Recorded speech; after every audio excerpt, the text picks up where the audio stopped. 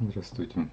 Декабрь 2021 года в России одна за другой проходят конференции, посвященные вопросам антибактериальной терапии. Множество вебинаров, включенных в систему НМО по антибиотикотерапии. Интерес понятен. Огромное количество больных коронавирусной инфекцией, осложняющейся развитием бактериальных пневмоний. И от верного выбора антибактериального препарата, от правильной организации лечения часто зависит жизнь пациента. Та информация, которую представляют наши докладчики на конференциях, очень часто базируется на результатах исследований, полученных в международной медицине.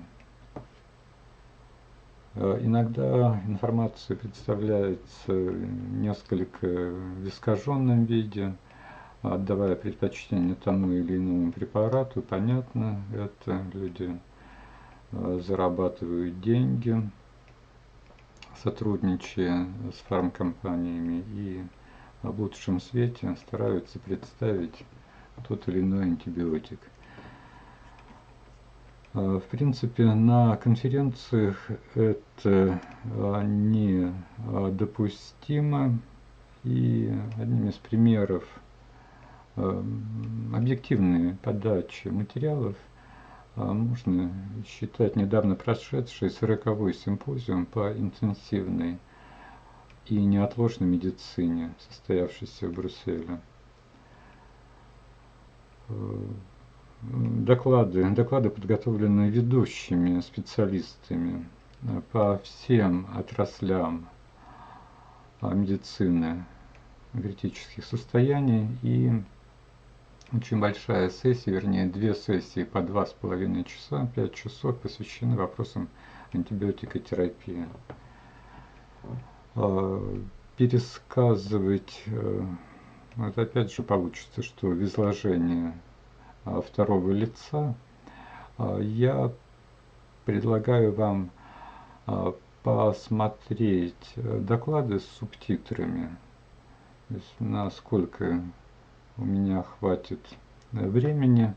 Ну, по крайней мере, первый доклад, так называемый актовый доклад первой сессии по антибиотикотерапии, подготовленный доктором из Чикаго Ричард Вандеринг. Он один из главных исследователей, можно считать, что главный исследователь клинический, участвовавший в работах по изучению антибиотиков, разработанных в последние 10 лет. Доклады минут по 15. Ну, первый доклад 15 минут времени. Пожалуйста, вашему вниманию.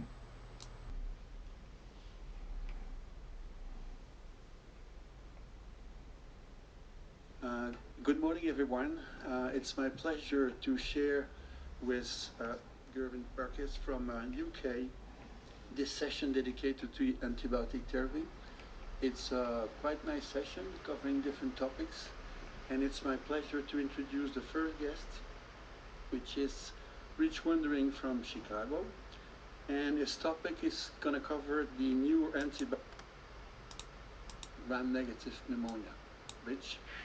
Good morning, and thank you to the organizers for the invitation to leave Chicago. I'm going to talk about the newer antibiotics. These are my conflict of interest, which includes all of the companies that have produced these new antibiotics, and I'll talk a little bit about diagnostics as well. 10 years ago, 11 years ago, we were in trouble, and the IDSA had this campaign to try to get 10 new antibiotics by 2020. We didn't quite make 10 new antibiotics by 2020, but we did make at least 5 new antibiotics that have an indication for pneumonia, and I think that's been actually a fairly landmark thing to do. That's a lot more in this shorter time than had been going on before. That's the good news. The bad news is that they're really not a new class of antibiotics. They're all variations on either the beta-lactam or the beta-lactamase in these known antibiotic classes. And so I'm going to cover each of these 5 in a very superficial way, try to point out some of the important things about them.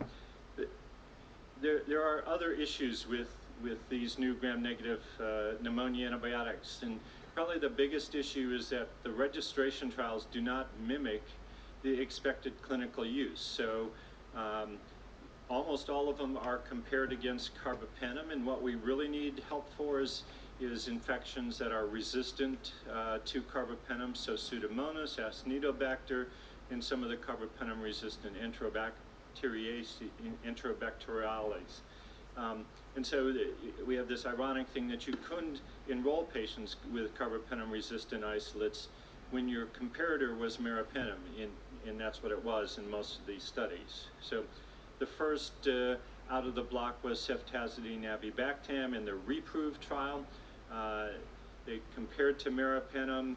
About a third had ventilator-associated pneumonia. Not all were ventilated patients, and by definition, no CREs. And this is kind of the general idea. This was a non-inferiority trial, and that's exactly what they proved, that ceftazidime-avibactam was equivalent to meropenem overall in these different subpopulations, and it also, bispecific pathogens appeared to be equal. So that's going to be a recurring theme here. The second drug that was on the market was now not changing the beta-lactam, but actually a new cephalosporin, ceftolozane. This was a study of all patients were ventilated. They used 3 grams Q8 hours, which is higher than the dose that had been already approved in urinary tract infections. And this is once again a pattern that you see. They treat complicated urinary tract infections, get an indication on the market. There's some use already before it's proven to be of benefit in pneumonia. And once again, the comparator was meropenem, same kind of thing. Overall, they were equivalent, so it met the FDA and EMA's criteria for appropriate for use in pneumonia. There's a little bit of a funky thing here for ventilated hospital-acquired pneumonia patients. There was a little bit increased mortality in the meropenem arm compared to the ceftolozane tazobactam arm. And this is just a subgroup analysis looking at this forest plot, and you see basically it's somewhat equivalent. There are a couple of things that favored ceftolozane tazobactam. One was severe renal impairment. The other, and this is starting to get at where these drugs are most likely to be used, is that if patients had previous unsuccessful antibiotic therapy for an episode of pneumonia, their ceftolozane tazobactam was superior to meropenem in this subgroup analysis. So that's starting to get at the kind of population we'd like to use these on. That was mortality data. Clinical cure showed exactly the same kind of thing, so equivalent to meropenem. If you look at specific pathogens, it was a little bit disappointing. We thought this drug was going to be better for Pseudomonas aeruginosa, and what you see is at the bottom there was no difference in those, including the very small numbers of patients who had multi-drug resistant or extensively drug-resistant pathogens, but no particular benefit of one over the other. And ceftolozane tazobactam was effective against these Enterobacteriaceae as well. Now the third drug is a more unique, it is a beta-lactam, but it's actually 2 beta-lactams linked with a siderophore. And a siderophore means it will attach to iron, and many of you may know that bacteria love iron, and fungi for that matter as well. And so the anemia of critical illness is actually the host response to try to keep iron away from bacteria and other pathogens. And so if you give iron, you actually increase the risk of infection, and that may be some of the problems with a higher transfusion threshold. And so this uses that trick of using the iron uptake channels to get the antibiotics into the cell, and there it dissociates into actually 2 beta-lactams with their usual activity. And so there's a lot of hope that this was a new mechanism that would allow this drug to do a better job. Overall, there was, but once again, and I'll point out, this was actually against a high-dose extended infusion meropenem, so 2 grams over 3 hours, every 8 hours. So they actually went against what, and probably you'll hear in later lectures, a PK, PD optimized kind of meropenem. So a little bit higher bar than the other studies. And what you see is that there was no significant difference in clinical cure or mortality in all of these. Had significant numbers of the top 5 pathogens included Pseudomonas and Acinetobacter, E. coli, Enterobacter, and Klebsiella. So in no difference between HAP, VAP, or ventilated or HCAP, which was still used in this study. And the right is just to show you in all these subgroup analyses, not a big difference between them.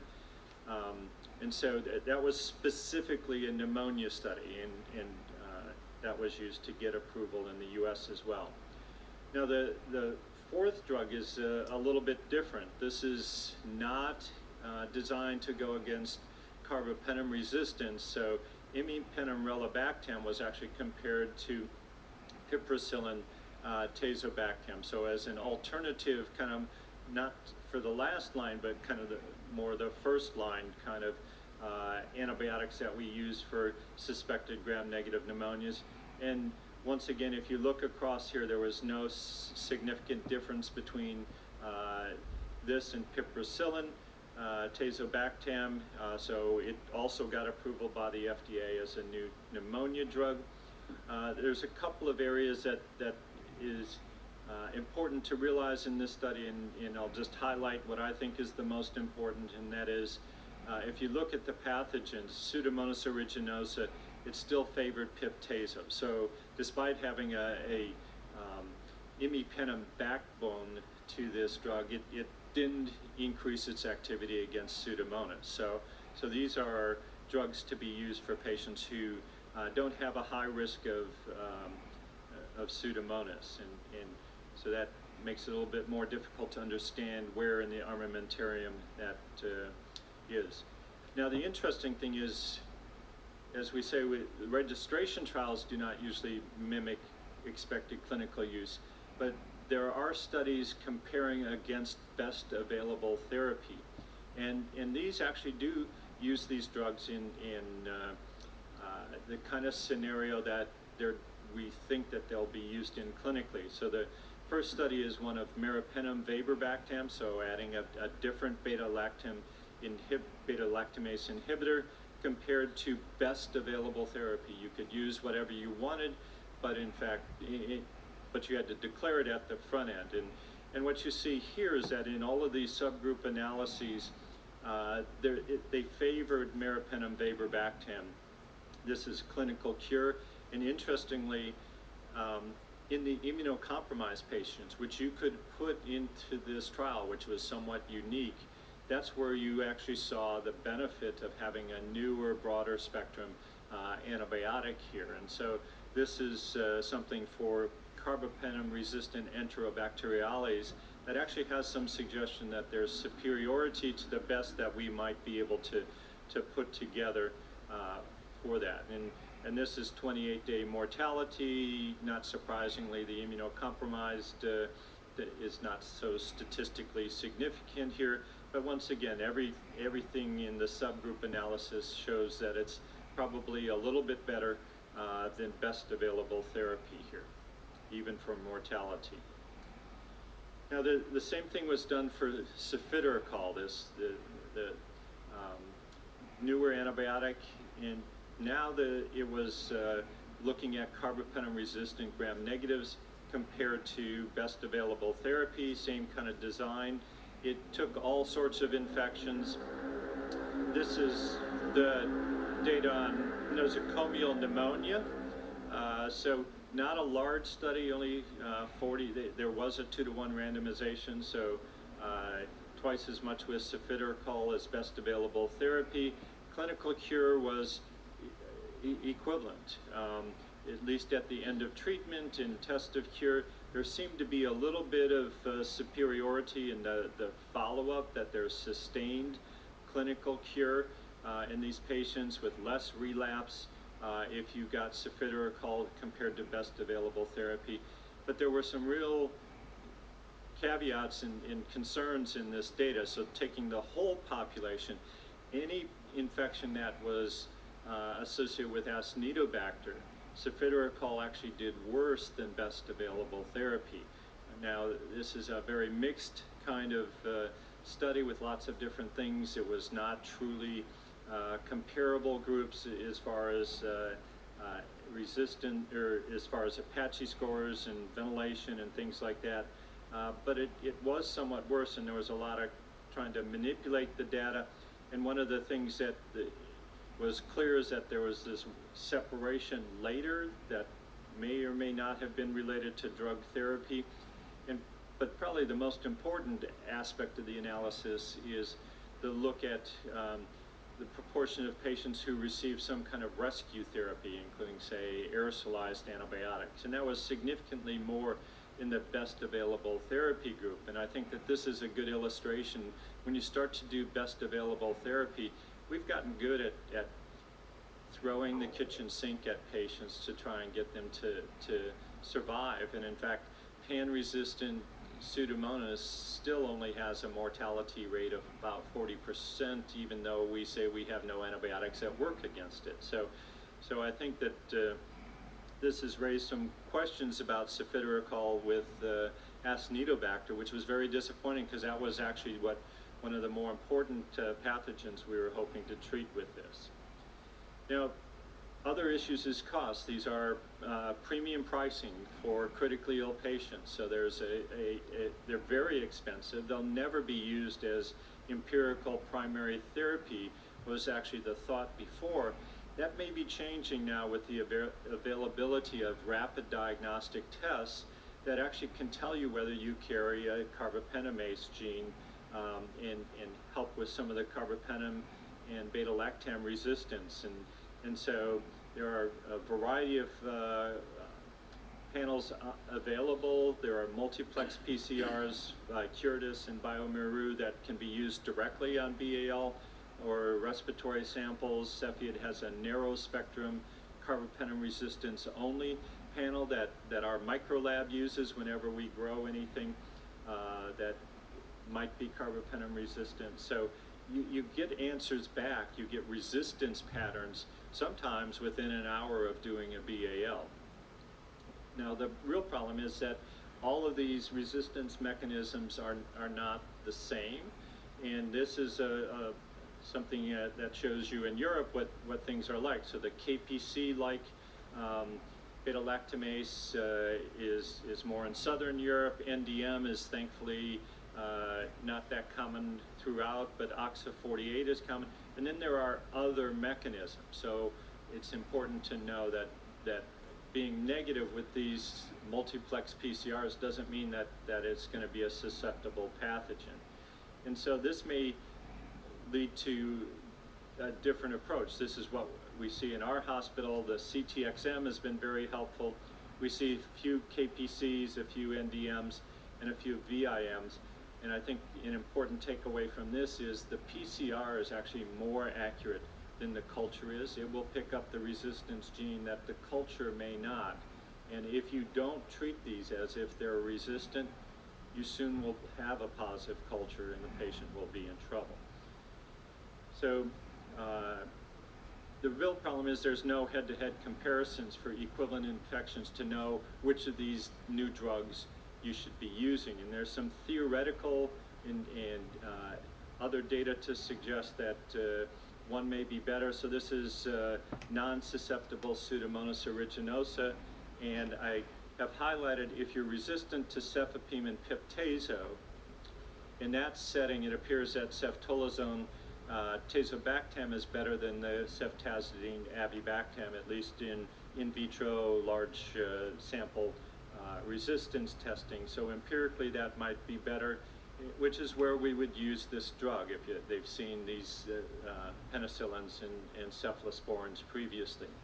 The other issue is that some of the CREs, the right antibiotic is important. So the OXA48s are carbapenemase, so that would favor ceftazidime avibactam. The NDMs, nothing works well for them in an aztreonam-based regimen, maybe with avibactam is going to be best. For Pseudomonas, ceftolozane or cefiderocol is probably better. For Acinetobacter, nothing's good. Possibly cefiderocol, but the data is really unclear, as I've mentioned. And thankfully, there's a new antibiotic in the pipeline specifically addressing Acinetobacter. So that's a quick overview of the new antibiotics and a little bit of an idea of how to use them. Thank you for your attention.